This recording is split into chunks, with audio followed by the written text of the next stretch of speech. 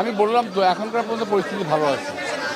এবং গত রাত্রে আমরা যে আশঙ্কা প্রকাশ করেছিলাম এটা এক্সিকিউট কতটুকু হবে পরবর্তী পর্যায়ে বোঝা যাবে। আপনার প্রতিদ্বন্দ্বী প্রার্থী বলে গেছে এই কেন্দ্রে নাকি তার এজেন্ট ঢুকতে দেওয়া হয়নি কয়েক ঘন্টা, এবং কি হয়েছে এটা উনি ভালো বলতে পারবেন ওনার প্রার্থী সম্পর্কে, আমি বলতে পারবো না, বিকজ আমি মাত্র কিছুক্ষণ আগে বেরিয়েছি। বলছে আপনার কেন্দ্র, আপনি এখানে গায়ের জোরে তাদের প্রার্থীকে ঢুকতে দেন, এজেন্টকে ঢুকতে দেননি। ভাই আমি তো এবার রিপ্লাই করতে পারবো না, খামাখা তর্ক করতেছো কেন? আচ্ছা, আপনাদের বিভিন্ন তবে এটা ঠিক না।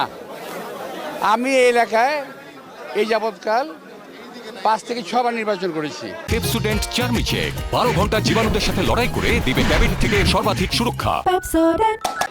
এমন কোনো অভিযোগ নাই, কখনো হয় নাই। এখন উনি যে অভিযোগ তো প্রথম থেকে দিয়ে আসতেছে, দিতে পারে।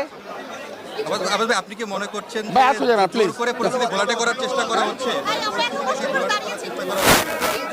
পরিস্থিতি ঘোরাটে করার চেষ্টা তো করছেই, এটা করছে, বাট এটা জনগণ এটা জবাব দেবে ব্যালটের মাধ্যমে।